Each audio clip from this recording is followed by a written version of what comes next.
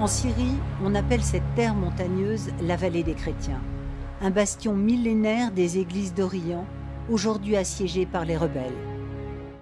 Sur ces terres façonnées par des siècles d'histoire chrétienne, la communauté vient rendre un dernier hommage à l'un des siens, un père de famille égorgé, victime de l'allégeance de son village au régime de Damas.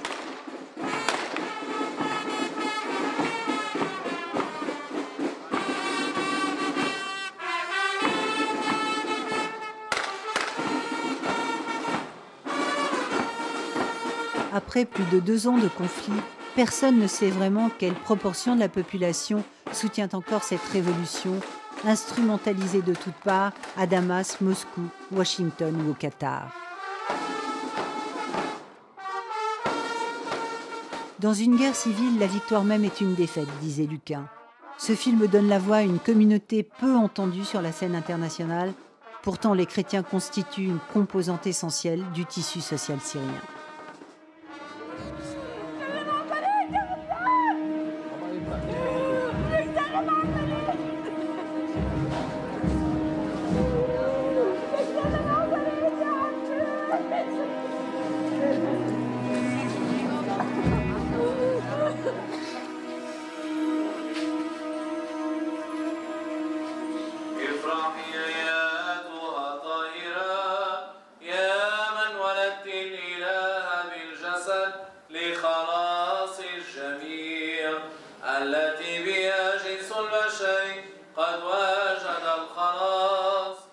وإذا كانت أعمال بعض الناس شريرة كما يقول يوحنا فالشر لا ينتصر. الشر وإن بدا بوهلة يطفو على السطح إلا أن الخير يغلب. نجتمع لنودع هذا الأخ غسان الذين قتلوا فمن يقيمهم. هم واقعون في شرهم مائتون في نحرهم. Quel regard les chrétiens portent-ils sur la guerre qui ensanglante leur pays? Quelle est la place de cette minorité et son avenir dans cette région bouleversée par les révolutions arabes et l'avènement de l'islam politique?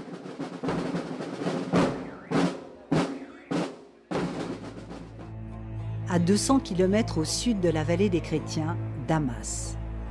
C'est l'une des plus vieilles villes continuellement habitées. Ici, les grands chapitres de l'histoire des religions monothéistes se sont inscrits pour ensuite prospérer dans le monde. Et malgré des siècles de coexistence, la guerre en Syrie prend peu à peu des allures de guerre confessionnelle. 2 frères ennemis, 2 communautés musulmanes luttent aujourd'hui pour défendre leurs intérêts dans la région.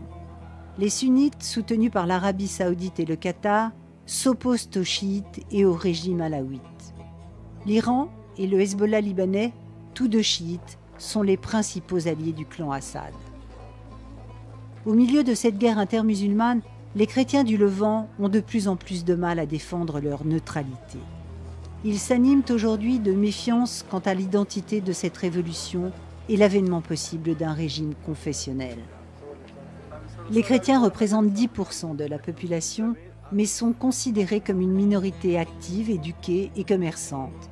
Ils trouvent depuis l'indépendance syrienne en 1946 un protecteur, le parti Baas, défenseur acharné de la laïcité et potentiel rempart contre l'islam politique, dont le président Bachar al-Assad est le dernier héritier.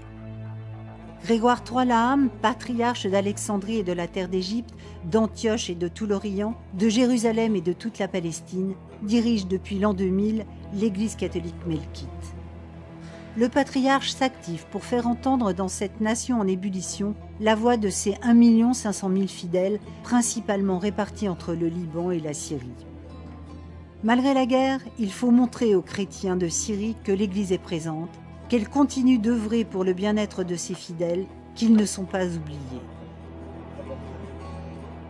Le patriarche part ici s'enquérir de l'avancée d'un projet qui lui tient à cœur, la construction d'un hôpital multidisciplinaire aux abords d'un village qu'il a vu grandir.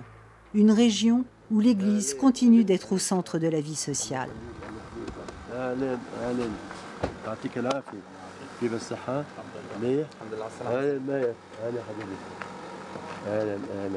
Sur ces terres, l'un des derniers bastions de l'araméen, la langue du Christ, le patriarche veut inscrire et affirmer la présence des chrétiens qui, en Syrie comme dans les autres pays du monde arabe, sont de plus en plus minoritaires.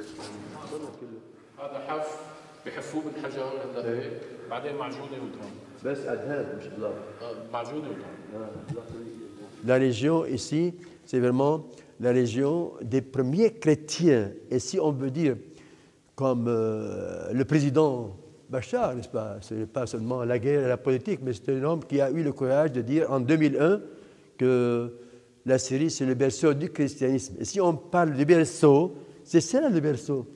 Ce sont les Juifs qui étaient ici à Damas, dans la région, qui ont reçu l'Évangile dans les années 33 déjà.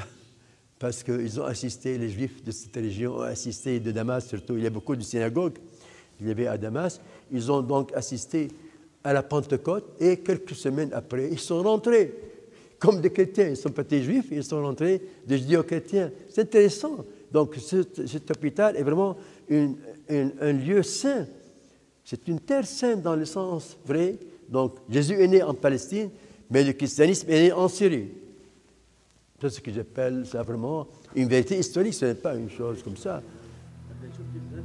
Un hôpital qui se veut ouvert à tous. Un projet de construction dans un pays en proie à la destruction, une main tendue au service d'une communauté fragilisée par les guerres et ses conséquences premières, la fuite et l'exil.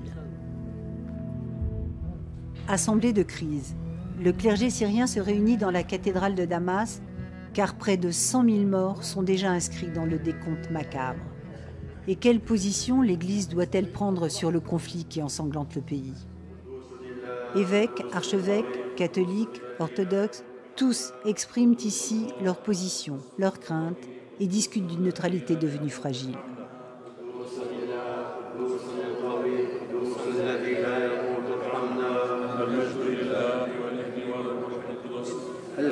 Je veux partager avec vous ma vision du rôle que les chrétiens doivent aujourd'hui prendre en Syrie. Nous devons être les acteurs de la réconciliation. Cette réconciliation est essentielle pour le futur de notre pays. Nous n'avons pas d'armes et je n'ai jamais vu l'un des nôtres tenir une arme, ni les prêtres, ni nos enfants. Notre arme, c'est notre foi. Quoi qu'il arrive à l'avenir, je ne partirai pas, je ne fuirai pas. La Syrie est mon pays. Je souhaite mourir sur cette terre, mais comme vous, j'espère bientôt vivre en paix. Dans la salle de réception du patriarcat, il se retrouve pour renouer les liens d'une église parfois divisée sur la marche à suivre face au conflit. Une église qui doit parler d'une seule voix et réaffirmer son rôle au sein de la société syrienne. J'ai eu l'expérience de 4 ans comme annonce ici. J'ai vu que les relations entre chrétiens et musulmans étaient très bonnes, très bonnes. C'était presque ici, c'était un exemple de tous ces contextes où les chrétiens sont en minorité. En Syrie, jusqu'à présent, ils sont appréciés, sont estimés, et on apprécie leur rôle, un rôle de bâtisseur de ponts. Bâtir des ponts, être le médiateur dans une guerre où le régime alawite au pouvoir combat l'insurrection avant tout sunnite, l'obédience majoritaire en Syrie. Ainsi, l'Église dans la région pourrait jouer la troisième voie, celle qui réunirait par le dialogue et légitimerait la coexistence. Un rôle de plus en plus difficile à tenir. Au Liban, tout proche, l'histoire se mêle intimement à celle de la Syrie. Créée en 1920 pendant le mandat français au Levant, la société libanaise est également multiconfessionnelle. Mais au pays du Cèdre, les chrétiens regroupent 30% de la population et peuvent encore, par leurs actions, démontrer leur neutralité. Vallée de la Bekaa, une zone frontalière avec la Syrie où près d'un demi-million de Syriens, la plupart acquis à la cause des rebelles, trouvent un refuge précaire à quelques kilomètres parfois des zones de combat. Au centre Caritas, le docteur Simon Kolandjian et son équipe préparent des stocks de médicaments. À bord d'une clinique mobile, ils s'apprêtent à sillonner la vallée de la Bekaa le long de la frontière syrienne. Un objectif, soigner un maximum d'enfants de réfugiés syriens. Jour après jour, La population de réfugiés augmente. Elle double, triple régulièrement à cause de la situation en Syrie. La plupart des réfugiés qui viennent au Liban sont pauvres. Ils sont parmi les plus pauvres de Syrie. Ils n'ont pas la possibilité d'aller ailleurs.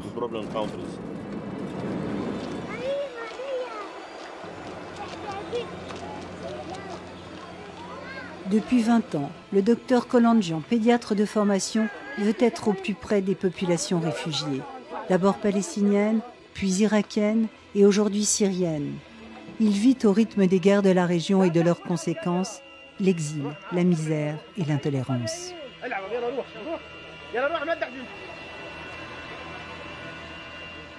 Les besoins sont immenses. Un enfant de la guerre vient de naître. Le docteur se rend au chevet du nouveau-né et de ses parents.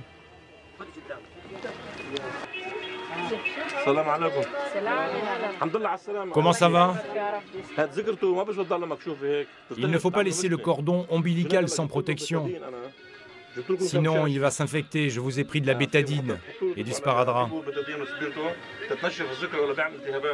Il faut que vous mettiez de l'alcool et de la bétadine sur le cordon pour éviter les infections. Il faut le garder couvert et éviter que la couche ne touche le cordon.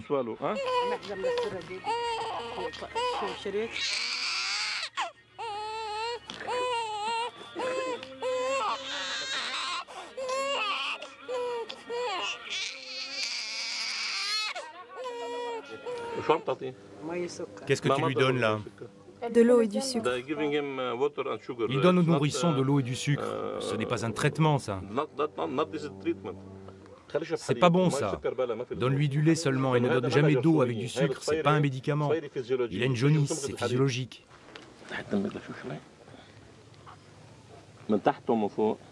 T'as mal? Ouais, il y a un abcès.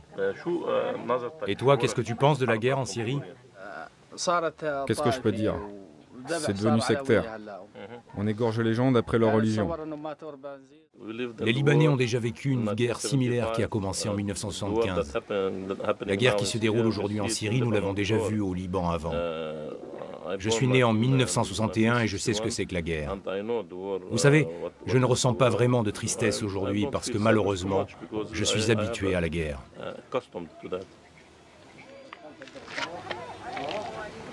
Ce camp accueille 120 familles exclusivement sunnites.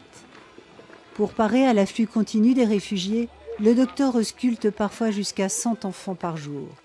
Un travail à la chaîne nécessaire, un don de soi sans concession, une preuve que les chrétiens ne sont pas forcément les ennemis de la révolution. Retour au patriarcat grec catholique de Damas. La déstabilisation de la région et la montée en puissance des mouvements fondamentalistes au sein de l'opposition syrienne met en danger les chrétiens d'Orient.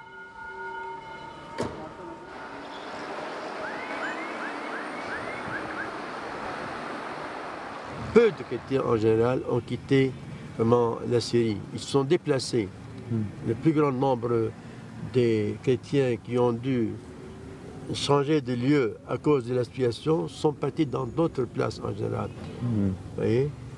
Et si jamais, c'est le plus grand nombre qui vont au Liban, parce que le Liban, ils ont des parents, ils ont des amis, c'est plus proche, c'est chrétien.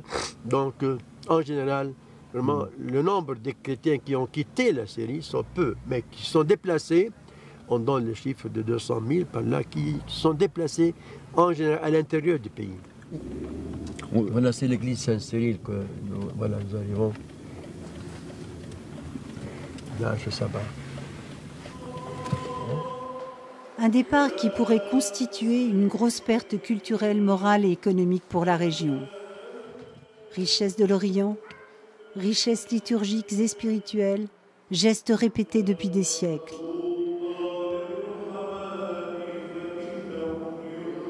Grégoire III Laham, 21e patriarche grec catholique, célèbre la messe dominicale à l'église Saint-Cyril de Damas.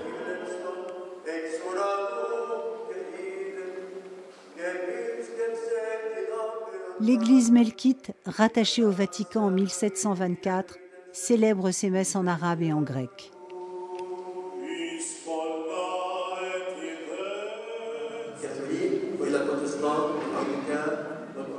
Tous les chrétiens, orthodoxes, protestants, catholiques, ont un message à faire passer, celui de la réconciliation.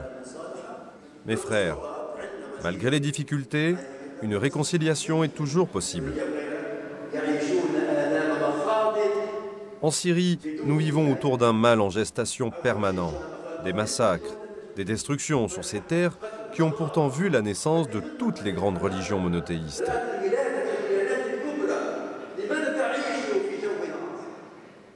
Pourquoi doit-on vivre dans cette tempête? Nous allons montrer que cette région peut être un modèle pour le monde.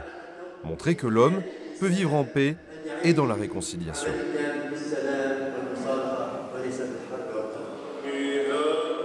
Aujourd'hui, le patriarche veut rassurer et pousser ses fidèles à rester sur leur terre.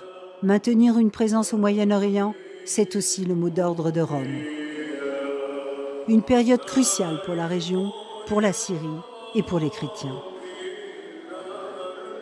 Ces chrétiens ne sont pas une pièce rapportée, mais une composante essentielle du tissu social régional, une communauté unie qui n'accepte pas qu'un changement politique radical en Syrie puisse faire couler autant de sang.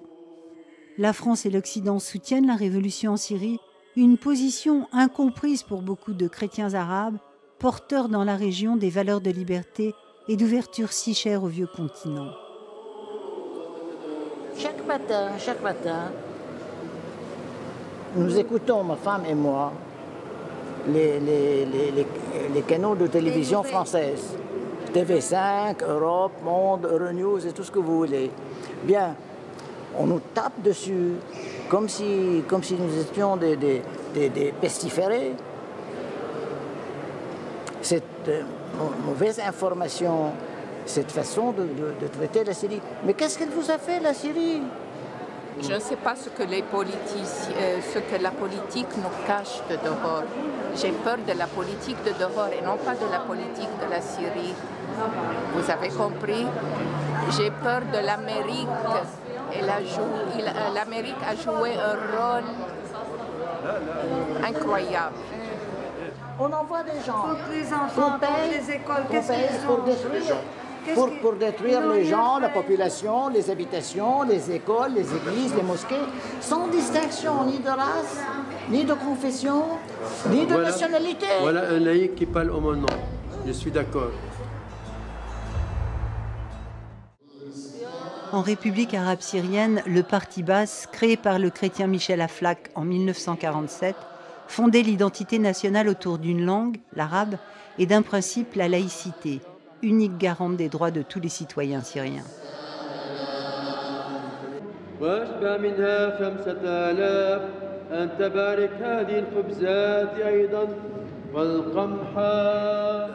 En France et ailleurs, qu'ils nous écoutent plus, nous les pasteurs, qu'ils voient plus les réalités et qu'ils travaillent et œuvrent avec nous pour la paix, la réconciliation devant leur gouvernement. Qu'ils écoutent nos voix, nos rapports et qu'eux disent au gouvernement, voilà la réalité qu'il y a en Syrie. Écoutez les pasteurs de l'Église en Syrie et œuvrez comme eux pour la réconciliation et la paix. Et pas d'armes, pas de violence, la paix, la paix, la paix. À son bureau, Grégoire Troilham travaille sans relâche. Il faut informer Rome et les responsables politiques en Europe ou ailleurs dans le monde. Faire en sorte que la guerre s'arrête au plus vite. Agir pour la réconciliation. Pousser au dialogue, même si le régime inébranlable de Damas est aujourd'hui honni par la communauté internationale. L'Église devient alors un acteur à part entière et milite. Voilà, dans ce bureau, il y a des souvenirs différents. C'est une photo qui rappelle mon long séjour et service en Terre Sainte comme vicaire patriarcal à Jérusalem de 1974 jusqu'à 2000, l'année de mon élection comme patriarche. Ici, c'est la réunion après mon élection comme patriarche. C'était normal de faire une visite à Son Excellence le Président de la République avec les évêques grecs catholiques de Syrie, qui étaient donc là. On a été reçus pendant 1h30. Et puis chacun s'est présenté normalement, librement, et lui s'informait avec beaucoup d'intérêt de chaque personne, de ce qu'ils font, quel est le service pastoral. Et c'est un peu son caractère, vous voyez, c'est son caractère de ce président qui est ouvert, qui aime s'informer, qui aime encore donner son point de vue. Donc moi, vraiment, je ne trouve pas une raison suffisante pour cette révolution en Syrie, ou bien cette crise en Syrie. Il y a des changements à faire. Et nous, les chrétiens, étaient les premiers à le demander. Nous, les chrétiens, nous sommes vraiment, on peut dire, la morale, et nous sommes la conscience sociale dans ce pays. Nous ne sommes pas des gens qui sont collés, nous avons une liberté de parler, parce qu'on sait que nous sommes francs, que nous sommes indépendants, que nous avons des idées, que nous sommes vraiment des citoyens très fidèles, très fiers d'être syriens et encore très actifs, très engagés dans la société. Nous avons le business, nous avons des banques, nous avons beaucoup de nos fidèles qui sont très, très engagés dans la société. Je ne sais pas qui viendra, mais qui vienne, je ne veux pas appeler ni salafisme, je n'aime pas ces mots, moi. Je dis qui viendra, qu'est-ce qu'il peut m'apporter, moi, comme un citoyen syrien. Je ne vois rien de plus. Je crois qu'il y a beaucoup plus de chaos, de problèmes. Ce que nous avons, on peut le développer, mais aller faire un changement radical, j'ai peur. J'ai peur d'un chaos, d'une lutte sanguine. Donc maintenant, la haine qui est plantée dans le cœur de beaucoup de gens qui vivaient dans la paix. Beaucoup de villages où les chrétiens, les musulmans, les sunnites, les chiites, alaouites vivaient dans l'amitié, le business ensemble, les travaux ensemble, des projets ensemble. Maintenant, ils sont dans la haine. Pour moi, c'est beaucoup plus dangereux. On n'en parle pas. On parle des morts, des victimes, et on parle des déplacés et des réfugiés. Mais on ne parle pas de la haine. Les gens en ont marre. Les gens veulent finir. Les gens veulent finir. Ils disent, nous sommes dans les... Jamais le pays a été dans cette pénurie, dans ces besoins, dans cette misère. La Syrie était toujours un bon pays. Alors, les gens veulent en sortir. Les gens veulent en sortir. Maintenant, ce n'est plus le temps de demander on est ou non pour le régime. Maintenant, il y a ou la guerre ou la paix. La guerre, ben, voilà la guerre, le mort. On ne veut pas, on va vivre, non. On veut vivre, on ne veut pas mourir. Donc, laissez-nous vivre. Mais mettre dans la tête, changer une personne, ce n'est plus réel politique. C'est une politique qui est politique de la mort, de la violence. Alors, la violence, pour toi, la violence. Tu es violent, moi je suis violent. Vous êtes violents, ils sont violents. On va être perquis. Et ce n'est pas la morale chrétienne. Moi, je suis chrétien. Je veux rester chrétien. Je veux agir comme chrétien. Je veux répondre à toutes les questions comme un chrétien. Le chrétien ne peut pas faire comme ça. Le pape a dit, Paul VI, devant les plus de guerre. Maintenant, nous sommes en train de fomenter la guerre. Qu'est-ce que ça veut dire aider ces groupes armés? À quoi ça sert? Vous avez vu que 2 ans, ça n'a pas pu apporter de résultats. Où va-t-on? Les chrétiens de Syrie ont dans ce conflit tout à perdre. Mais surtout, le bilan macabre de la guerre continue de s'alourdir et la haine entache chaque heure un peu plus le cœur des vivants.